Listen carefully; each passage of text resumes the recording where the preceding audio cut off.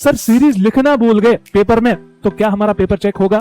क्या मतलब हमें मार्क्स दिए जाएंगे? हमारे पेपर में कुछ गड़बड़ तो नहीं होगी? तो अब अगर हम बात करें स्टेप मार्किंग की, देखो अब बात करें रोल नंबर अटेंडेंस शीट पे लिखना भूल गए। एक बंदा, तो मैं लिटरली बताऊं यार, एक बंदे ने तो मुझे ऐसा बताया बायोलॉजी पेपर के टाइम। अब अगर हम बात करें पासिंग मार्क्स का कंफ्यूजन, देखो ये बहुत ही बड़ा कंफ्यूजन है बच्चों में। पासिंग मार्क्स मैंने पहले ही बताया था। हेलो बच्चों, कैसे हो आप सब? I hope you all are doing well. तो ये वीडियो बहुत ही ज्यादा इंपॉर्टेंट है क्लास 10th 11th 12th के बच्चों के लिए, बिकॉज बच्चों को ऐसा लगता है कि सर हम टेक्स्ट तो करते हैं लेकिन आप रिप्लाई नहीं देते। देखो फर्स्ट ऑफ ऑल मैसेजेस इतनी ज्यादा आ जाती है, वहां समझ नहीं आता बंदा रिप्लाई दे तो दे किसको, ठीक है? तो इसीलिए क्या चीजें होती है, उन सारे डाउट्स को एनालाइज करके एक ही वीडियो बनाई जाती है, ठीक है? तो ये वीडियो हर एक बच्चे के लिए इंपॉर्टेंट है। हर एक बच्चा कोई ना कोई पॉइंट तो इसमें रिलेट जरूर करेगा, ठीक है? तो अगर हम बात करें, ये आपके ही पूछे गए डाउट्स हैं। अगर हम पहली बात करें, देखो ये सारे डाउट्स हैं आपके।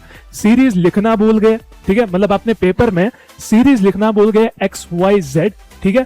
वो लिखना भूल गए, सर क्या प्रॉब्लम होगी? स्टेप मार्किंग मैं समझा देता हूं क्या होता है। रोल नंबर अटेंडेंस शीट पे लिखना भूल गए, ठीक है? और एक डाउट, अनफेयर मींस क्या होता है? नकल वाले बंदे। तो पासिंग मार्क्स का कंफ्यूजन, जैसा कि आपको पता है मैंने पासिंग मार्क्स पे डिटेल वीडियो बनाई है, लेकिन बच्चों का जो कंफ्यूजन है वो भी मैं आपको इस वीडियो में समझाने वाला हूं।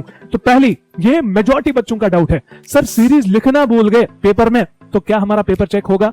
क्या मतलब हमें मार्क्स दिए जाएंगे? हमारे पेपर में कुछ गड़बड़ तो नहीं होगी?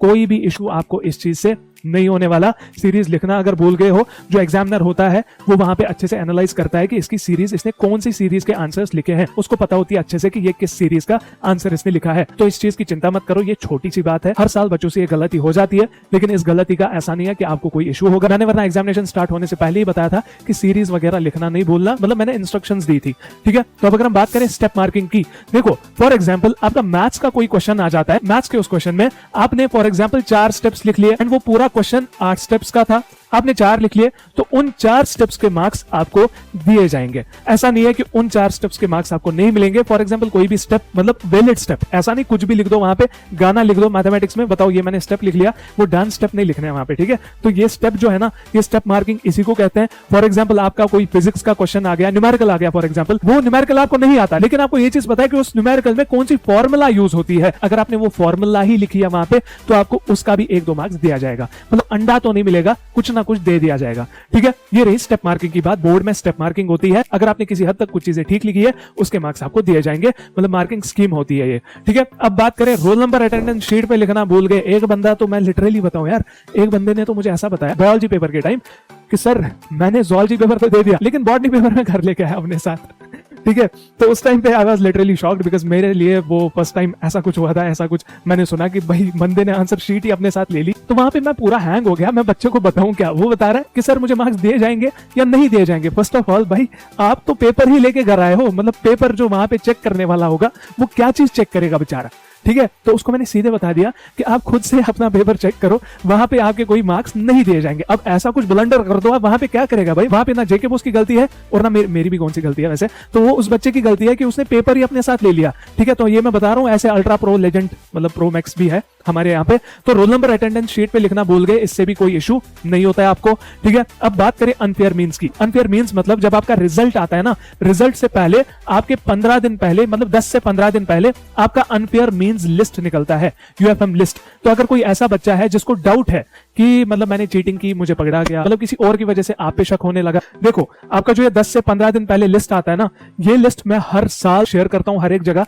ठीक है? वो लिस्ट में उन बच्चों का रोल नंबर होता है जिनको मतलब ऐसा कुछ सीन में पकड़ लिया गया होता है, ठीक है? तो you have to make sure जब भी मैं वो लिस्ट शेयर करूं, आप उसमें देखो कि मेरा रोल नंबर तो नहीं है। उस रोल नंबर को देखने के बाद क्या होता है, उसमें डेट लिखी जाती है कि इस डेट को इन रोल नंबर वाले बच्चों को यहां ऑफिस आना पड़ेगा। वहां पे आपको अपना बयान देना पड़ता है, जैसे कोर्ट में बयान नहीं देते, वहां पे बयान देना पड़ता है कि बकत मत जनाब प्रिंसिपल साहब, मतलब ऐसा नहीं कि सर हमारा ऐसा हुआ था सीन, ये ऐसा हुआ था, मैंने नहीं किया। मतलब आपको जेन्युइन बयान देना है। अगर उनको जेन्युइन लगा आपका बयान, तो वो क्या करेंगे, आपका रिजल्ट टाइम पे आ जाएगा, इसीलिए ये रिजल्ट से पहले निकालते हैं ये लिस्ट। और अगर उनको लगा नहीं बच्चे ने तो सच में चीटिंग की है या कुछ गड़बड़ की है, तो आपका एग्जामिनेशन ही कैंसिल किया जाएगा। ये रही बात अनफेयर मींस की। अब अगर हम बात करें पासिंग मार्क्स का कंफ्यूजन, देखो ये बहुत ही बड़ा कंफ्यूजन है बच्चों में। पासिंग मार्क्स मैंने पहले ही बताया था, 10th के बच्चों के लिए 33% है ऑफ टोटल मार्क्स, 11th के बच्चों के लिए 36% ऑफ टोटल मार्क्स, 12th के बच्चों के लिए 36% ऑफ टोटल मार्क्स। अब बच्चे जो है वो परेशान है कि सर ये 100 में से 36 है या 80 में से 36 है।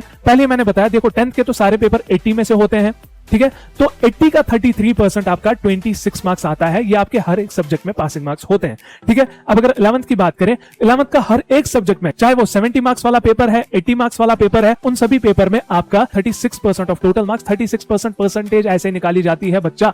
यहाँ पे 70 लिखो या 80 लिखो, 70 के हिसाब से देखें तो 25, अगर 80 के हिसाब से देखें तो 29। लेकिन इसमें सिर्फ और सिर्फ एक्सेप्शन आती है इंग्लिश की, जिसमें आपके 33% of total marks passing marks हो जाते हैं, एंड उसमें 29 नहीं 26 पासिंग मार्क्स हो जाते हैं। अब कंफ्यूजन क्या है, देखो यही सेम चीज 12th के लिए भी है। अब कंफ्यूजन क्या है बच्चों में, वो ये है कि जो हमारे इंटरनल मार्क्स है, जो हमारे एक्सटर्नल प्रैक्टिकल मार्क्स है, क्या अगर हम इस वाले पेपर्स में फॉर एग्जांपल 25 पासिंग है, अगर हमने 70 में से फॉर एग्जांपल 18 मार्क्स स्कोर किए एंड उसमें प्रैक्टिकल्स में 30 में से टोटल हमने 7 मार्क्स स्कोर किए, तो क्या हमारा ये सब्जेक्ट पास हो जाएगा? नहीं, आपको थ्योरी में मिनिमम 25 लाने हैं, थ्योरी में भी आपको मिनिमम 36% लाने हैं, ठीक है। वो आप कैलकुलेटर से देखो, आपको अपने प्रैक्टिकल में भी मिनिमम 36% लाने हैं, ये अलग अलग है, फिर टोटल में भी वो 36% आना चाहिए। मैं आपको एग्जांपल देता हूं, देखो 70 वाला पेपर है, किसी का 10 मार्क्स का इंटरनल है एंड 20 मार्क्स का एक्सटर्नल है। 70 वाले में 25 पासिंग हो गया, ठीक है। 10 वाले में आपको यहाँ पे 4 मार्क्स पासिंग हो गया, अगर 36% देखे तो 20 वाले में आपका 7 मार्क्स पासिंग हो गया,